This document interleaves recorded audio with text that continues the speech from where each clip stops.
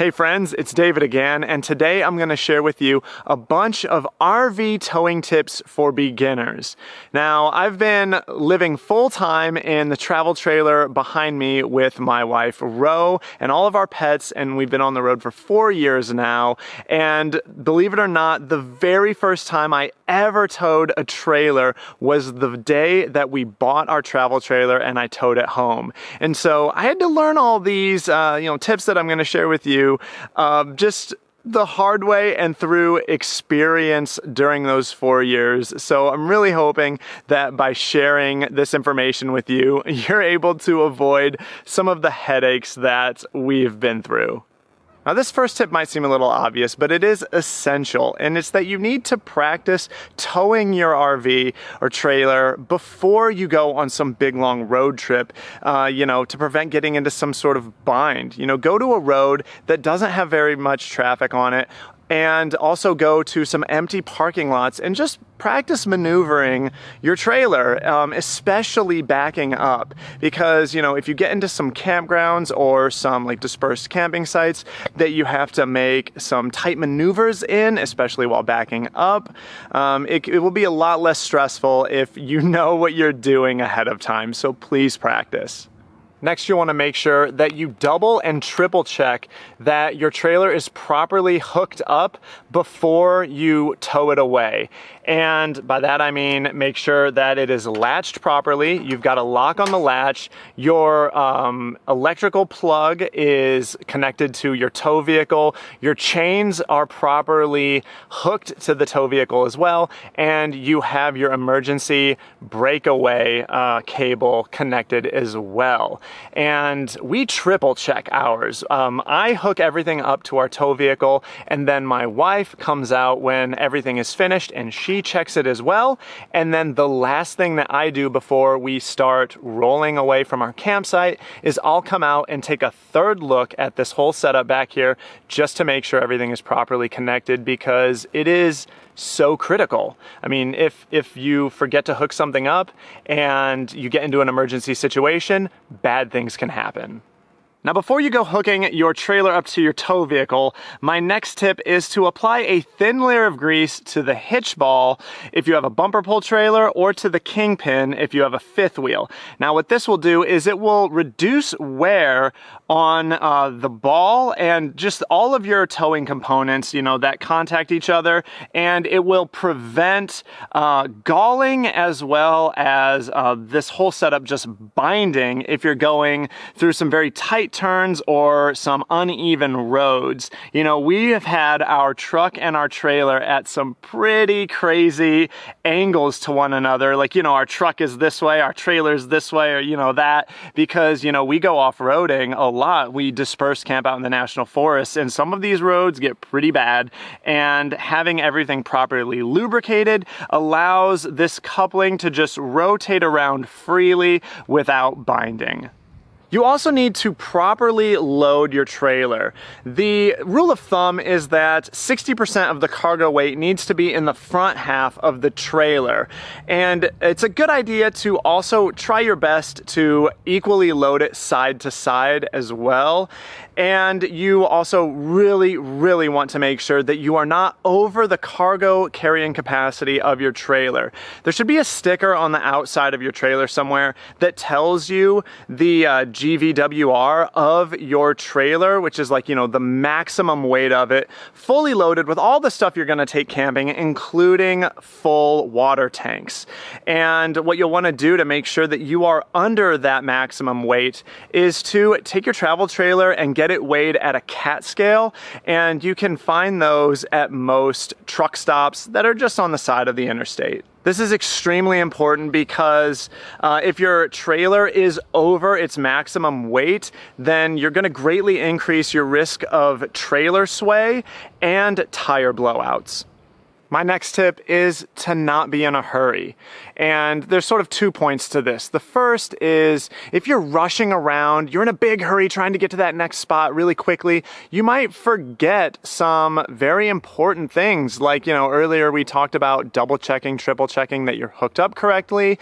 You might forget to do something like that. You might forget to hook the trailer up properly, or you might forget to check some other safety concern. Don't be in a hurry, and just take your time when checking things and when towing also.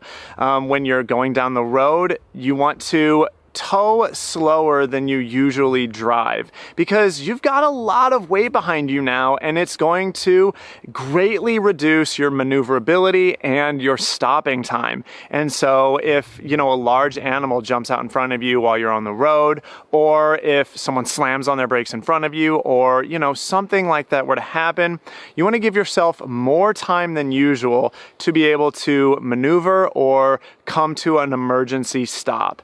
Ro and I, when we are towing, we do not exceed 60 mile an hour. That is like our maximum speed. Even when we're on like 70, 75, sometimes even 80 mile an hour roads in Texas, we still don't go over 60 mile an hour because we just don't feel safe towing faster than that. And, it's just a lot more important, especially when you're on a fun vacation, to get to your destination safely than as quickly as possible. Sort of going along with that last one, avoid towing on windy days, and if you absolutely have to tow on a very windy day, slow down. When you have large crosswinds, going through the Great Plains regions of the United States, Montana, the Dakotas, etc., there can be some really high winds up there, and those strong side winds will make your trailer sway behind you. And sometimes we have really felt that. And so to combat that, we just slow way down. We've slowed down to 45 mile an hour on the highway, just so we can still, safely tow. And at those slower speeds, the wind isn't as big of a factor. But it's if the winds are so high, thankfully we've never encountered a situation like this, that even slowing down makes it unsafe. Just pull over and, wait it out. You've got your travel trailer, your fifth wheel behind you, everything you need to wait that out. And because we have seen some tip overs on the interstates, not because of wind, because those days that we've seen them, it wasn't a very windy condition. We don't know what caused them, but we have seen 3 tip overs driving where the entire trailer and the truck are just on their side. And that is horrifying, and God forbid that ever happens to any of you guys or us. So in those very windy conditions, slow down or just wait it out. Now this next trick changed everything for me once I learned it when it came to maneuvering the trailer while backing up. When I was new to towing, backing up was really difficult, and once a fellow RVer taught me this, it just became so much easier. And it's that when you are wanting to maneuver the trailer to one side or the other, how you know which way to turn the wheel, the steering wheel, is if you have your hand on the bottom of the steering wheel. If you want the trailer to go to the left, then turn your hand to the left. If you want the travel trailer to go to the right, then turn your hand to the right. And yeah, that just made everything so much easier, and I still use it to this day. I'm just like, okay, I want the back end to go this way, so I turn the wheel this way. And yeah, it just made everything so much easier. Also, to make backing up easier, it's a good idea to get a backup camera so that you can see exactly what's behind your trailer when you're in the tow vehicle. They make aftermarket ones, third party, that you can mount to the back of your trailer and then have a little monitor up in the tow vehicle so you can see what's going on behind you. And if you travel with your spouse or with someone else, then it's a good idea to have them outside to help be a second set of eyes for you. Ro and I have gotten extremely good at like her signals, like I know exactly what they mean, and she has gotten extremely well at knowing the maneuverability of the whole rig when we are backing up and when we're pulling forward. And so she can tell me, like, you know, exactly like how to turn, you know, this way, that way, stop, all those things, and she can guide me into a site extremely well. And to make all that easier, it's a good idea to get a set of walkie-talkies so that you can verbally communicate when being directed. It's, you know, some people will say, well, why don't we just use our cell phones? Well, if, you know, you're going to be dispersed camping like we do, or even a lot of campgrounds that are, you know, further out away from, you know, the main society, a lot of them are going to have cell signal, especially in the national parks. And so if you have a set of walkie-talkies, then you can still communicate even when you don't have signal. Another important tip if you're traveling with your spouse or someone else is that both people should know how to tow in case of an emergency. Like, I am the primary person that you know, tows and moves our trailer around every time we travel from site to site, but my wife Ro also knows how to tow the rig. That's me. Yeah, I have done quite a bit of towing over the years. I haven't done too much backing up though, so I'm still pretty uncomfortable with that. I could figure it out though, no problem, because I know how the truck and trailer maneuver when, like, I'm telling you, like, where to put it and how to turn around and all that stuff. Absolutely. So I bet I could figure it out all on my own, but yeah, I've towed by myself before. You know, parking lots are annoying and a little nerve-wracking, but, you know, other than that, it's really not hard at all. Yeah, low-speed towing, like in parking lots, backing up especially, is always more tricky. On the highway, that's easy. You're just going straight. No big deal. And Ro has done plenty of that, so she's very comfortable with that. And so I'm certain that if something were to happen to me, that Ro would still be able to tow the trailer if need. But nothing's gonna happen to you. Ever. So.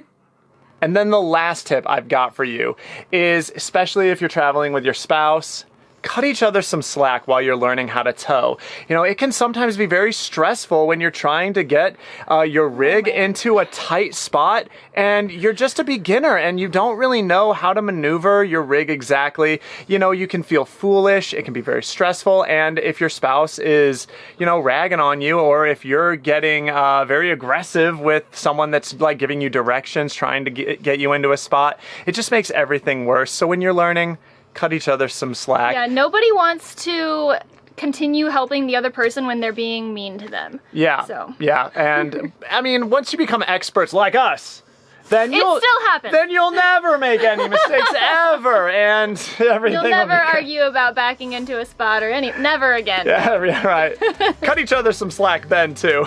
But those have been all of the beginners RV towing tips that I've got. If you guys that are watching have more tips that I didn't share in this video, go ahead and share those with all of us in the comments below. You guys always have such great things that you can chime in and be like, oh, hey, there's this that you didn't cover. So that everyone else can look down in the comments too and learn a little more. But that's all for this video. We'll see you guys next time. Bye. Bye. Sweet Pea, say bye. Good girl. Just one single bye.